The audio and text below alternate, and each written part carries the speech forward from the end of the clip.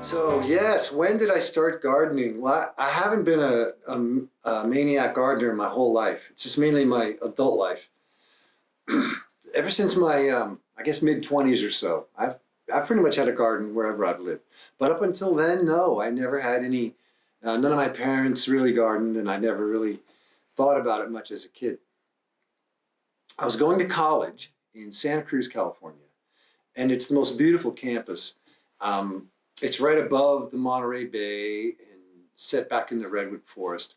And it's the campus where Alan Chadwick, the very eccentric English actor, gardener, he was invited to Santa Cruz to start gardening in the 60s. And he attracted all these younger hippie types who wanted to learn what he knew. And he basically introduced French intensive raised bed organic gardening to the world. And he did it out of Santa Cruz, but I didn't really know this at the time. I was just an undergraduate student. But one day I saw a poster on the wall for a class on herbs. And I didn't really know what herbs were, but I knew there were some kind of plants, and I wanted to know more about that. So the class was offered in town by the philosophy professor. His name was Paul Lee. And Dr. Paul Lee was the guy who originally invited Alan Chadwick to Santa Cruz. And he was a real jovial, fun plant guy. And so he had this one day afternoon workshop on herbs. So I thought, I'll check that out. So I went to the class and was overwhelmed with all the things. I mean, there's medicinal herbs and culinary herbs and, exotic herbs. It was kind of a lot. But I learned a lot, and it was kind of opened the door to that whole, what is this all about? But then Paul Lee did this thing that it was genius. What he did at the end of his workshop, he had this big table, the big table in the nursery, and he said, "Okay, everybody, I want you all to, pick an herb to take home as a souvenir from the class." So everybody got to choose a little 4-inch pot of some kind of a herb. I picked a lavender. It looked just like this. And I didn't even really know what a lavender was. I didn't know anything. And so in a way, what was genius about it was, one of the things was that he actually engaged your intuition before you even really knew you had one around plants. And every single person picked a significant plant. And they didn't know that. He didn't know that. It didn't really even become significant until afterwards. So I took my lavender plant home, and I thought, great, now what I do? I was a student. I had to study. I don't have time for a lavender plant. But that was the other part of the genius, is that he tricked you into taking care of the thing. I mean, I'm sure there were gardeners there in the class who knew what to do, but I didn't know anything. And I was just a kid living in a cottage with my housemates going to school. So I took the lavender plant and I set it up. I set it by the sink.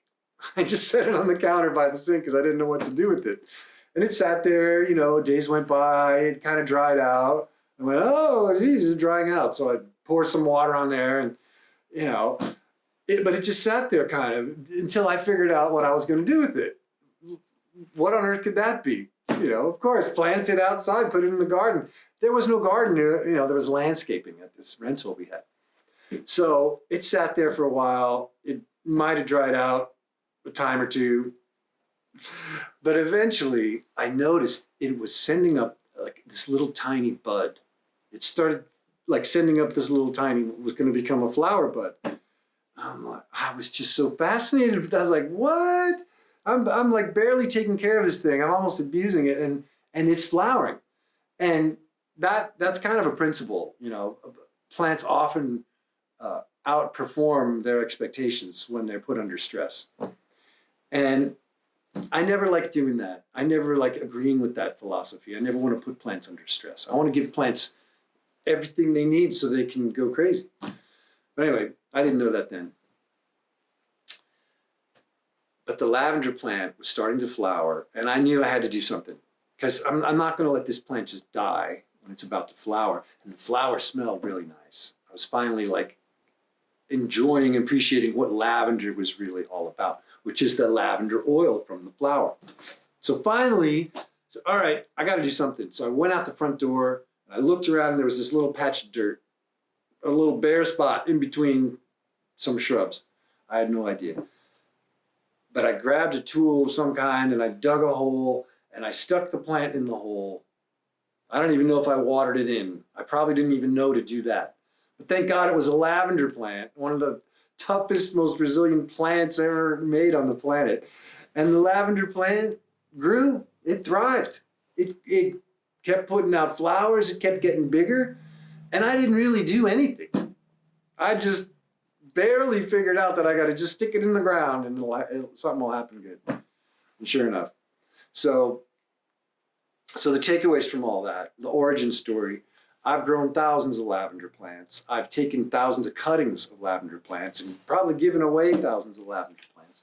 But I did that trick on most all my classes when I could. I would have people choose a plant that they could take home and have in their garden. And then that plant was always, from that point on, it was a memory. It was a memory anchor for them. And eventually in your gardens, all the plants are going to be memory anchors for some part of life, some gift that came to you in some way or another. So that's my origin story, how I started with the lavender. And this lavender here, this particular one, was bred by my friends Jim and Dottie Becker at, they had an herb farm, Goodwin Creek Farm. And they bred this particular strain of lavender. It's called Goodwin Creek Lavender. So when I go to the nursery and say, oh, I gotta get a lavender to do my story, there was Goodwin Creek. People I knew from my life had made up this plant. They had crossed whatever and made this plant up to be what it is. So thanks Jim and Dottie, and thanks to all the lavenders and all the lavender growers.